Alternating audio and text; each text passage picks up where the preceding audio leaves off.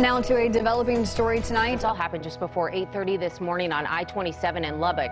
Investigators say emergency crews were working a vehicle rollover when another vehicle crashed into the median several yards away. Well, shortly after, a third vehicle crossed the median and struck those first responders. A 27-year-old Lubbock police officer and a 39-year-old Lubbock firefighter were both killed. A second firefighter, who's 30 years old, we're told is in critical conditions. It's kind of a blur from there. I just remember getting there. Matt's lieutenant was on vacation, but he was already up there. And I ran to him and asked, what's going on and how is he? And all he could tell me at that point was he's in bad shape. And at that point, I realized just how bad everything really was.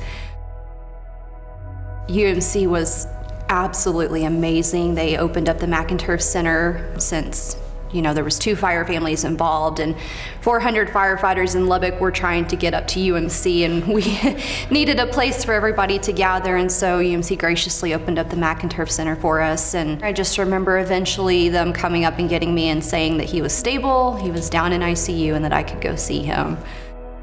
So Matt was at UMC for 2.5 weeks in trauma SSEU. They did a craniotomy, so they obviously cut him right here. And to relieve pressure, he had a bilateral hematoma, left broken femur, so we put a rod there. Right broken tib fib, so he has a rod there. We had to wire his jaw shut because he had fractures in the face. A plate put in this wrist, and it stayed super swollen, so he had to have a wound vac. It had to stay open for a while. I never realized how blessed we are to have a trauma center in Lubbock. We could have easily had to have gone to Dallas and been away from our support system immediately, and UMC definitely knows what they're doing when it comes to trauma. Those trauma nurses and surgeons are just amazing. It's just phenomenal. UMC has taken great care of us. Obviously they took great care of me because here I am in one piece.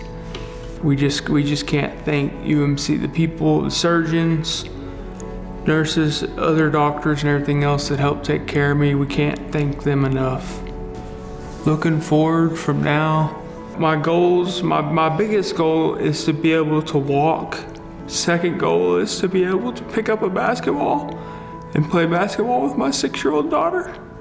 Because it was honestly kind of hard to miss her first season that she had, but with support from everybody and the Lord, I'm gonna get back and be able to play with her. So it hits hard because I love my daughter so much. She's such a blessing, and she honestly helps me get better too at home. She's basically my home OT therapist. She does things from putting sticky notes with numbers on the wall and telling me to basically pick up a certain number, so I'll go over to my wheelchair and I'll find that number and I'll grab it and I'll stick it on my wheelchair and just continue doing that till we get through all the numbers that she has. She loves reading books to me, so I'll let her read it. I just love hearing her voice.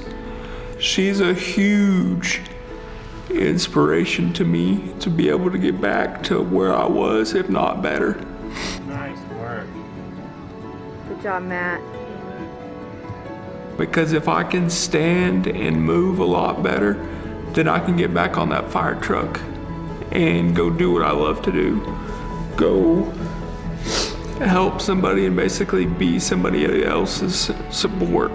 Since everybody supported me, I can go support somebody. I like giving back.